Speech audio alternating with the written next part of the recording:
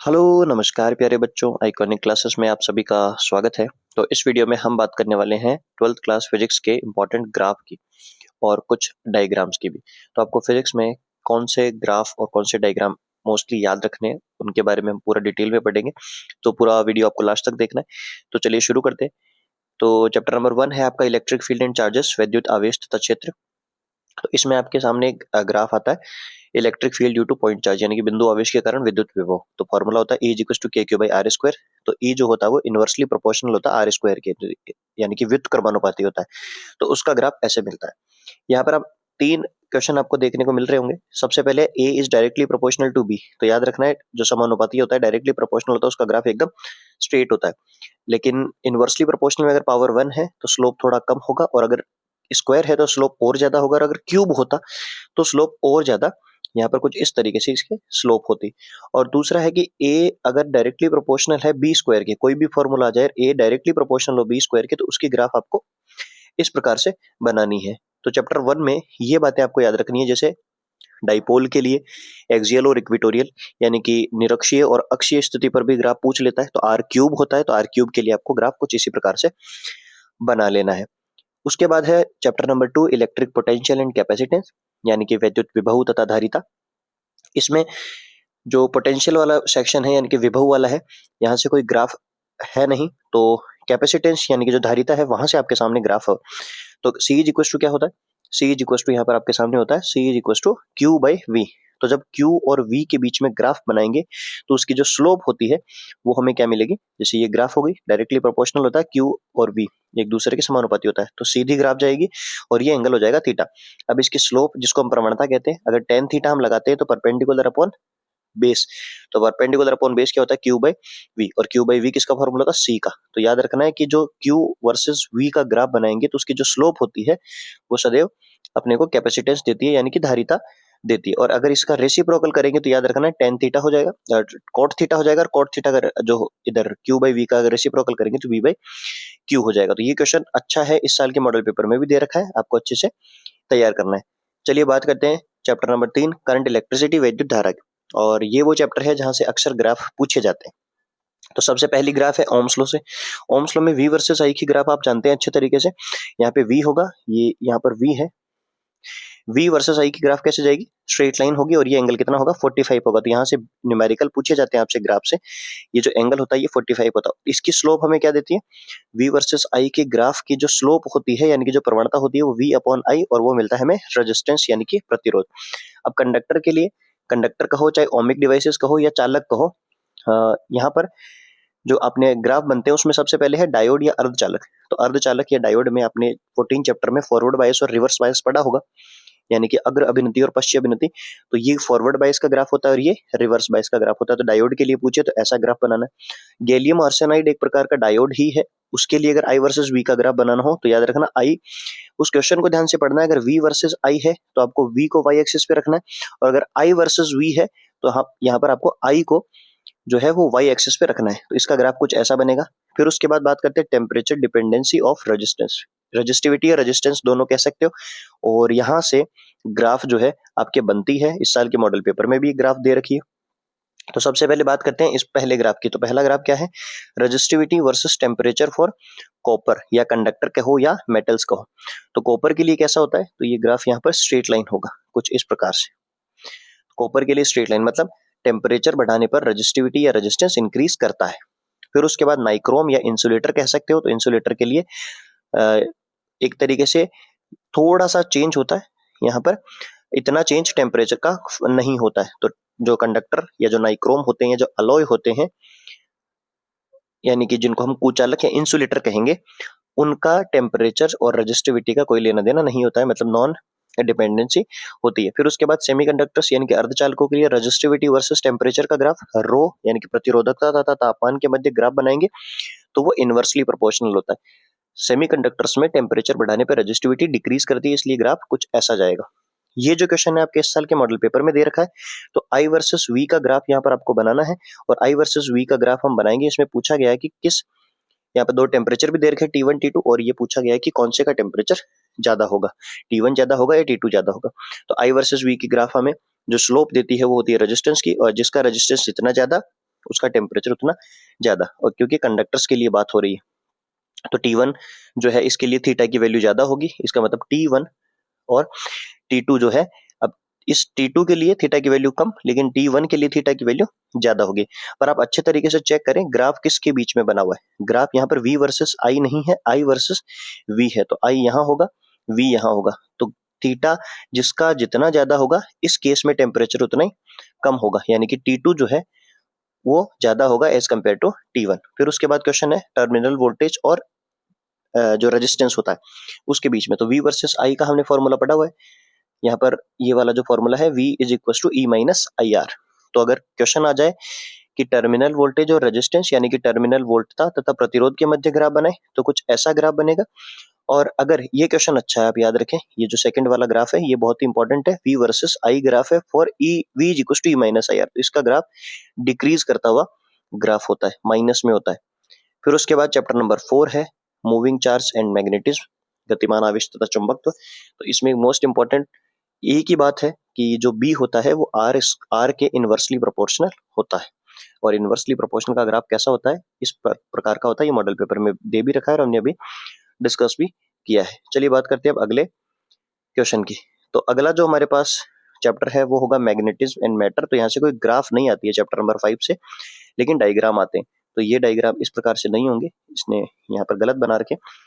सबसे पहला क्वेश्चन है कि पैरामैग्नेटिक यानी कि जो अनुचुंबकीय पदार्थ होते हैं, डायामैग्नेटिक यानी कि जो प्रतिचुंबकीय पदार्थ होते हैं, इनके लिए डायग्राम बनाना है। तो जो पैरामैग्नेटिक सब्सटेंस होते हैं उनके लिए आप कैसा डायग्राम बनाएंगे, कुछ ऐसे करके। यहाँ पर सबसे पहले आपको क्या बनाना है, ये मैग्नेटिक मटेरियल और इसके अंदर से ऐसे करके मैग्नेटिक फील्ड लाइंस पास करवा देनी है। याद रखना 3 से 4 लाइन पास करवानी है और इनको टच नहीं करवाना। लेकिन डायामैग्नेटिक सब्सटेंस के लिए कैसा होता है, तो डायामैग्नेटिक सब्सटेंस जो है वो कुछ इस प्रकार का होगा। जैसे मान के चलिए ये डायामैग्नेटिक सब्सटेंस हो गया और यहाँ से आपको क्या करना है, मैग्नेटिक फील्ड लाइंस तो एक तो स्ट्रेट पास करवा देनी है, दूसरी बाहर से पास करवानी है, क्योंकि डायामैग्नेटिक जो पदार्थ होते हैं वो चुंबकीय क्षेत्र के विपरीत दिशा में चुंबकित होते हैं, यानी कि ऑपोजिट डायरेक्शन में मैग्नेटाइज होते हैं, इसलिए ऐसे डायग्राम बन जाएंगे। फिर बात करें चैप्टर नंबर 6 की, जहां से ग्राफ आना तय है, फिक्स है, क्योंकि मॉडल पेपर में भी यहाँ से दे रखा है और अक्सर जो है यहाँ पर ग्राफ पूछे जाते हैं। तो सबसे पहली ग्राफ किसके लिए होगी, पहली ग्राफ है फैराडे लॉ के लिए। तो फैराडे का लॉ क्या होता है, E is equal to minus d phi upon d t, जहाँ पे डी फाई क्या होता है, change in magnetic flux, the rate of change of magnetic flux is equal to induce EMF. तो ये डायरेक्टली प्रोपोर्शनल है। अगर ग्राफ जो है वो नेगेटिव जाती है तो इस प्रकार से बनाना, नहीं तो आप ये भी बना सकते हैं इस तरीके से, डायरेक्टली प्रोपोर्शनल की ग्राफ ऐसे होती है। फिर उसके बाद जो सेकंड ग्राफ है वो इंडक्टेंस की है, और ये ग्राफ मोस्ट इंपॉर्टेंट आपके लिए रहेगी इस बार के लिए। E is equal to minus L d I upon d t का जो फॉर्मूला होता है, इसमें आपसे E versus d I upon d t की ग्राफ आपसे पूछता है, d I upon d t. तो ये दोनों होते तो डायरेक्टली प्रोपोर्शनल है, लेकिन ग्राफ नेगेटिव आती है तो आप क्या करना है, यहाँ पर y एक्सिस पे आपको क्या करना है, इंड्यूस ईएमएफ, और x एक्सिस पे minus D I upon d T, और ये ग्राफ डायरेक्टली प्रोपोर्शनल बना के यहाँ पर आपको मेंशन कर देना है कि जिसकी स्लोप है वो माइनस एल होती है। तो इस प्रकार से आपको इसकी ग्राफ बनानी है। सेकंड जो थर्ड ग्राफ है वो है मैग्नेटिक फ्लक्स वर्सेस करंट। तो ये ग्राफ भी आपके एग्जाम में पूछी जा चुकी है, यहाँ से न्यूमेरिकल आ चुका है। तो फ्लक्स और जो करंट होता है इन दोनों के बीच में क्या रिलेशन होता है, तो L is equal to phi upon I होता है, यानी कि जो फाई होता है वो आई के डायरेक्टली प्रोपोर्शनल होता है, समानुपाती होता है। और अगर इन दोनों की ग्राफ बनाएंगे, यानी कि जो दोनों की स्लोप है वो क्या देती है हमें, इंडक्टेंस यानी कि प्रेरकत्व, और ये दोनों डायरेक्टली प्रोपोर्शनल है, इसलिए इसका ग्राफ ज्यादा होगा। तो मान के चले जैसे यहाँ पर क्वेश्चन आ गया कि दो मेटल्स हैं, एक तो ए है और एक बी है, इन दोनों के लिए जो है आपको इंडक्टेंस बताना है कि किसके लिए ज्यादा होगा। तो याद रखें जिसकी स्लोप कम उसका इंडक्टेंस कम, और जिसकी स्लोप ज्यादा उसका इंडक्टेंस भी ज्यादा। अब बात करते हैं क्वेश्चन नंबर 4 की। तो यहाँ पर जो ग्राफ नंबर 4 दे रखी है वो है एनर्जी स्टोर्ड इन इंडक्टर। तो इंडक्टर में जो एनर्जी स्टोर होती है उसका फॉर्मूला क्या होता है, U is equal to 1/2 LI square. तो L और 1/2 तो कांस्टेंट हो जाएगा, U जो है वो डायरेक्टली प्रोपोर्शनल होता है I स्क्वायर के। तो यहाँ से I स्क्वायर का जो ग्राफ बनता है, हमने अभी ऊपर डिस्कस भी किया था कि A is directly proportional to B square हो, तो उसकी ग्राफ कैसे जाती है, कुछ इस प्रकार से आपको बना लेनी है। चलिए बात करते हैं अब चैप्टर नंबर 7 की। तो चैप्टर नंबर 7 है अल्टरनेटिंग करंट यानी कि प्रत्यावर्ती धारा। तो प्रत्यावर्ती धारा में आपको क्या करना है, सभी फेजर डायग्राम ये याद रखना है आपको। फेजर डायग्राम से रिलेटेड क्वेश्चन अक्सर आपके एग्जाम में पूछे जाते हैं। तो सभी तो फेजर डायग्राम यानी कि R circuit, L circuit, C circuit और सीरीज एलसीआर सर्किट के फेजर डायग्राम आपको, यानी कि जो फेजर आरेख है वो अच्छे से याद कर लेने। दूसरा आपके पास ग्राफ आता है रेजोनेंट फ्रीक्वेंसी का, अनुनादी आवृत्ति का। तो एक्स एल और फ्रीक्वेंसी XL XC फ्रीक्वेंसी के बीच में ग्राफ बनाना होता है। तो जो XL होता है वो डायरेक्टली प्रोपोर्शनल होता है, XC जो होता है वो इनवर्सली प्रोपोर्शनल होता है। तो इस टाइप का ग्राफ बनेगा। और दूसरा ग्राफ है करंट वर्सेस एंगुलर फ्रीक्वेंसी। तो इसका ग्राफ कुछ ऐसे बनेगा, यहाँ पर करंट, यहाँ पर फ्रीक्वेंसी, और इस तरीके से ग्राफ बनाना। और ये इसकी resonant frequency, resonant angular frequency आप कह सकते हैं। चलिए बात करते हैं अब अगले चैप्टर की। तो चैप्टर नंबर 8 से आपके कोई भी ग्राफ नहीं आती, तो चैप्टर नंबर 9, चैप्टर नंबर 9 में आपके एक ही ग्राफ है जो कि है प्रिज्म से। तो ये प्रिज्म की जो ग्राफ बनेगी वो angle of deviation versus incident angle के बीच में बनेगी, यानी कि विचलन कोण तथा आपतन कोण के मध्य ग्राफ बनेगा। तो इस प्रकार का आपको ग्राफ बना लेना है। चलिए बात करते हैं चैप्टर नंबर 10 की, वेव ऑप्टिक्स, तरंग प्रकाशिकी। तो इसमें आपको वेव फ्रंट के डायग्राम याद करने। वेव फ्रंट जिसको हम तरंगाग्र बोलते हैं। तो जैसे समतल के लिए तरंगाग्र कैसा बनेगा, यानी कि प्लेन मिरर के लिए कैसा वेव फ्रंट बनता है।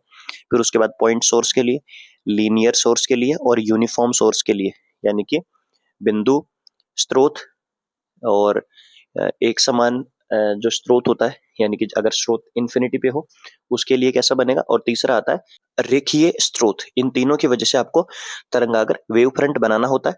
उसके बाद हाइगेन थ्योरी। तो हाइगेन थ्योरी में आपने क्या पढ़ा हुआ है, हाइगेन थ्योरी में आपने जो है वो रिफ्लेक्शन और रिफ्रैक्शन, यानी कि अपवर्तन और परावर्तन के जो डायग्राम आपने पढ़े हुए हैं उनको आपको अच्छे से तैयार कर लेना है।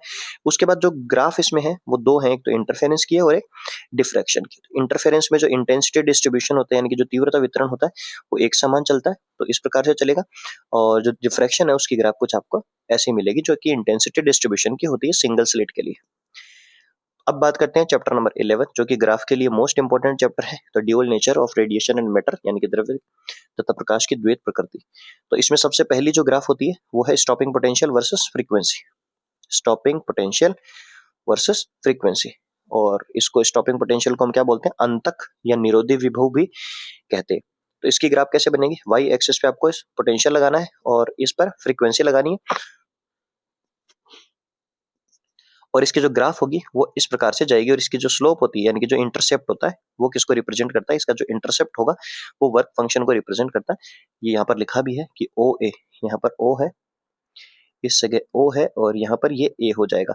तो इसका जो ओ ए है, यानी कि जो इंटरसेप्ट इसको हम बोलते हैं, ये कार्यफलन को प्रदर्शित करता है। और आइंस्टाइन फोटो इलेक्ट्रिक इक्वेशन क्या होता है, e V naught is equal to h nu minus nu naught. अब y is equal to mx plus c की जो स्ट्रेट लाइन की ग्राफ होती है उससे हम इसकी ग्राफ बनाएंगे। तो स्लोप तो ये हो गई और ये यहाँ पर आंसर आ जाएगा। तो ये जो फ्रीक्वेंसी है जो यहाँ पर लिखी है ये थ्रेशोल्ड फ्रीक्वेंसी है, जिसके बाद यानी कि जिसको देहली आवृत्ति बोलते हैं, जिसके बाद ये फोटो जो होता है, फोटो इलेक्ट्रॉन जो होता है वो किसी भी मेटल सरफेस से इजेक्ट होता है, यानी कि किसी भी धातु के पृष्ठ से बाहर निकलता है। तो इस ग्राफ को आपको अच्छे से तैयार करना है। फिर उसके बाद सेकंड और थर्ड, ये जो सेकंड ग्राफ है, मोस्टली सेकंड ग्राफ और जो ये थर्ड ग्राफ हमने आगे की तरफ दे रखा है, ये दोनों ग्राफ अक्सर एग्जाम में पूछी जाती है।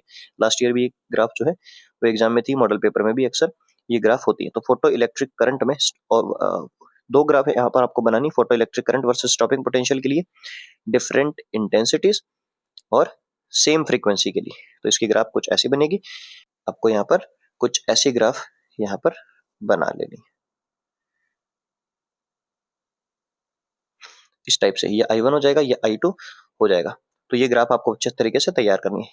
अब दूसरा है यहाँ से कि अगर इंटेंसिटी सेम रखती जाए और जो है फ्रीक्वेंसी चेंज कर दी जाए तो उसका ग्राफ कैसे बनेगा। तो याद रखना है स्टॉपिंग पोटेंशियल इंटेंसिटी पे नहीं डिपेंड करता है, जबकि फ्रीक्वेंसी पे डिपेंड करता है। चलिए अब बढ़ते हैं अगले क्वेश्चन की ओर। तो अगला क्वेश्चन है आपके सामने यहाँ पर कुछ इस टाइप का, photoelectric current versus intensity, प्रकाश विद्युत धारा तथा तीव्रता के मध्य ग्राफ बनाना है। तो इसका ग्राफ कुछ ऐसे जाएगा, यहाँ पे धारा है और ये इंटेंसिटी है। फिर उसके बाद बात करते हैं डी ब्रॉगली वेवलेंथ के लिए। तो डी ब्रॉगली वेवलेंथ के लिए h lambda is equal to h upon p होता है। तो लैम्डा और पी एक दूसरे के इनवर्सली प्रोपोर्शनल होते हैं। और इलेक्ट्रॉन के लिए जो लैम्डा हम निकालते हैं, यानी कि तरंग दैर्घ्य निकालते हैं, उसका फॉर्मूला यहाँ पर आपके सामने लिखा हुआ है, lambda is equal to 12.27 by root V angstrom. तो अगर lambda versus 1 by root V के बीच में बनाए तो डायरेक्टली प्रोपोर्शनल, और लैम्डा और वी के बीच में बनाए तो इनवर्सली प्रोपोर्शनल हो जाएगा। तो चैप्टर नंबर 11 से आपको ग्राफ को अच्छे तरीके से तैयार कर लेना है। चलिए बात करते हैं अगले चैप्टर में, परमाणु यानी कि एटम्स वाले से। तो यहाँ पर स्कैटर्ड अल्फा पार्टिकल और स्कैटरिंग एंगल थीटा के बीच में, यानी कि प्रकीर्णित अल्फा कण और प्रकीर्णन कोण के मध्य आपको ग्राफ बनाना होता है। तो इसका ग्राफ कुछ ऐसे बनेगा। रदरफोर्ड मॉडल में आपने ये ग्राफ देखा होगा और ये एक ही ग्राफ है इस पूरे चैप्टर में। फिर उसके बाद आता है न्यूक्लियर यानी कि नाभिक, और नाभिक में आपके सामने दो ग्राफ हैं। पहली है बाइंडिंग एनर्जी पर न्यूक्लियन, यानी कि बंधन प्रति न्यूक्लियन बंधन ऊर्जा, और दूसरी है न्यूक्लियर फोर्स नाभिकीय बल के लिए। तो इन दोनों ग्राफ को आपको अच्छे तरीके से तैयार कर लेना है। इसके चांसेस आपके इस बार सबसे ज्यादा है। जो बाइंडिंग एनर्जी पर न्यूक्लियन है, ये ग्राफ आपको अच्छे तरीके से तैयार करना है। इस बार इसके चांसेस पूरे पूरे बनते हैं। फिर उसके बाद बात करते हैं सेमीकंडक्टर्स, अर्धचालक। तो इसमें आपको एक ही ग्राफ बनानी है, जो कि हमने थर्ड चैप्टर में बना भी ली थी। कौन सी? जो फॉरवर्ड बायस और रिवर्स बायस यानी कि अग्र और पश्च अभिनति होती है, उसके लिए VI कैरेक्टरिस्टिक्स ग्राफ यहाँ पर बनाना होता है। और फर्स्ट यहाँ पर हमने लिखा है इसके सर्किट डायग्राम। तो जितने भी चैप्टर 14 के सर्किट डायग्राम्स है, फॉरवर्ड बायस, रिवर्स बायस का, फिर उसके बाद बाइसिंग जो रेक्टिफायर है, यानी कि फुल वेव रेक्टिफायर और हाफ वेव रेक्टिफायर में भी ग्राफ बनती है, उनको आपको अच्छे तरीके से तैयार कर लेने। उसके बाद ये कुछ डायग्राम है जो आपको, इनके डायग्राम आपको याद होने चाहिए। तो सबसे पहला है मूविंग कॉइल गैल्वेनोमीटर, यानी कि चल कुंडली धारा मापी। दूसरा है AC जनरेटर, प्रत्यावर्ती धारा जनित्र।